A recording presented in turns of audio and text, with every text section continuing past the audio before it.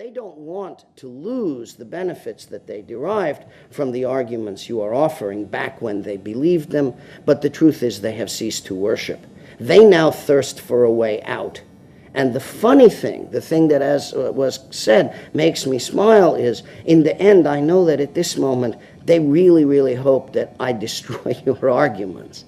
Because even though your arguments used to be their arguments, your arguments are now the straitjacket that bind them. They would like to find a way out of the old system of thought and to the promised land. And if you ran away with me and joined the circus, they'd be happy. An idealistic response, but I didn't get specific answers. So that's okay. Okay, I think you will get a chance to interact with him individually. Oh, we'll make this the last two questions. We were supposed to wind up at 12:30. It's already close to 12:40. So please go ahead. Please identify yourself. I just wanted to understand. I'm Rahul Devan. I'm head of open source software company. I just wanted to understand. You talked about successful models for rewarding in the pharma in several industries. Could you share an example? Well, I mean, just take the way pharmaceuticals actually works in our world. The NIH in the United States spends vast amounts of money every year rewarding people who have a track record of success in biomedical discovery. It hands out money in advance, says run your lab, investigate the things you think are worthy, we will give you status, we will give you money, we will give you postdocs, we will enable your way of life in the hope that you will produce good experiments for us and that we will learn important things. That's a functioning reward system.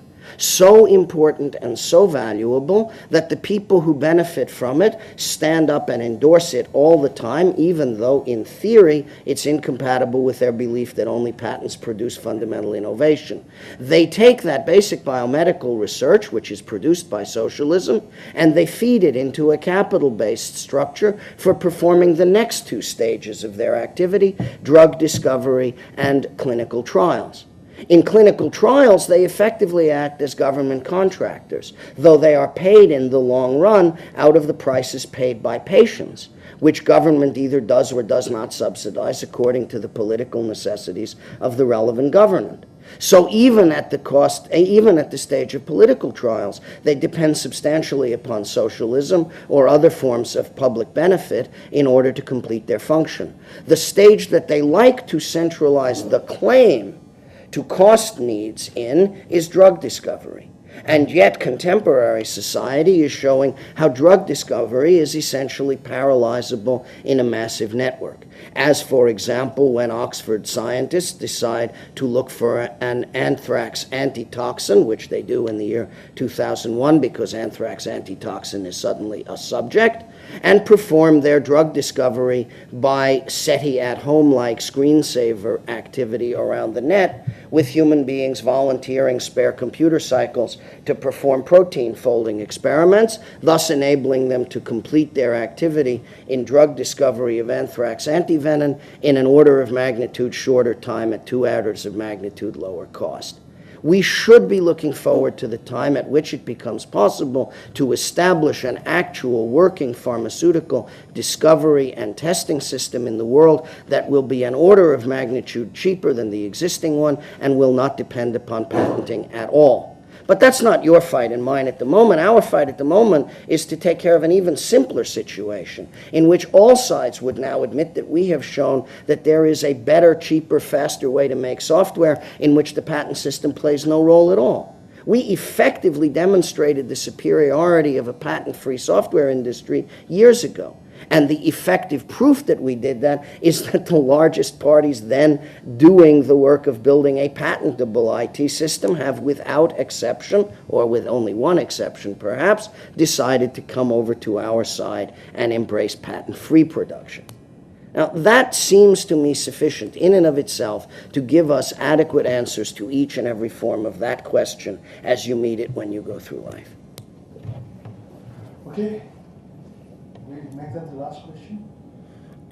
I'm perfectly happy to answer other questions offline. Thank you very much. My name is Jayalakshmi, and I work with the journal called Information for Development. And my question is really the next level, really beyond this war of patents not being required for software, is how is the knowledge going to really flow in all those locked up zones, Such as, for such example. as those riding on proprietary softwares. Well, What really is, there is a whole volume of knowledge that is locked up. And that is an area of concern. you see, one of the things that we could say about this with respect to software is that the villages were Potemkin to start with. You will not get software engineers anywhere, probably even within Microsoft, but surely nowhere outside Microsoft, who will tell you about Microsoft as an innovative software company. Microsoft has purchased software. It has not made software much. Its making has been directed primarily at platform strategy, at how to keep users from changing from software to software. If you ask what we would lose technically if Microsoft software disappeared from the planet tomorrow and became unusable, I and even Mr. Gates would regrettably have to tell you nothing would be lost. Nothing would be lost. There are no fundamental technical mechanisms of the operation of computers which are trapped inside the proprietary software world. There is proprietary software which works better than free software for purposes, but there are no fundamental technical truths that are contained in a trapped way. That's a happy accident. It isn't true of all patented knowledge by any means, and I'm not making a necessity claim. I'm merely making an empirical claim about the state of affairs in our community, which I think almost all, if not all knowledgeable observers would agree to. It's not a highly controversial claim. As a matter of fact, the primary problem besetting Microsoft at the moment is that they cannot innovate. When they began announcing what Microsoft Vista would contain, they claimed innovations. They claimed that they were bringing to market fundamental technical changes. Those claims were suspect anyway, but the truth is that the Vista that ultimately arrived was deliberately shorn of the very things that they originally claimed would be significant technical steps forward. The regrettable truth for them is they ran as hard as they could for 5 years, which was 3 years longer than they meant to run. They left all the good stuff on the cutting room floor. Everything they said they were going to do that was important, they didn't get done. They ran that race against us and they lost because on the day they shipped Vista, we were doing everything that Vista was doing in software that was free. So the beauty of our current situation is we don't have your worry. We happened to have started early enough, and we were strong enough and vital enough, despite the fact that everybody said we couldn't do it, that we did do it. We ran the race against proprietary software, and we won. Now, there are other places in the technologies of freedom in the 21st century where that's not true. It's not true in genetic engineering. It's not true in pharmaceuticals development. We're not prepared to replace proprietary structures with superior free structures yet. But we, the software world, are the proving ground for the possibility that you don't have to do anything about locked up knowledge, that you can just surpass it. This is the central reason for the belief that we are uniquely, in the history of liberation movements, not going to be compelled to coercive redistribution. I would call your attention to remarks of mine given in Germany in 2004 and published under the title Die Gedanken sind frei, in which I tried to lay out the reasons to believe that as a political movement we occupy a privileged place in human history. All prior movements of liberation in the end had to expropriate capital resources in the hands of power, and in doing so they sowed the seeds of their own destruction. We are actually enabled simply to free new knowledge that surpasses the knowledge currently owned. We did it in software for reasons that can be sociologically structured as explanatory, so that one can see why we did it there first and why it worked there first. But we were doing so as proof of concept. And we believe most thoroughly, those of us who care about the theory of this, we believe most thoroughly that the concepts we have proven with respect to software are available to achieve a similar ironic victory in other areas. We can leave them in the dust now.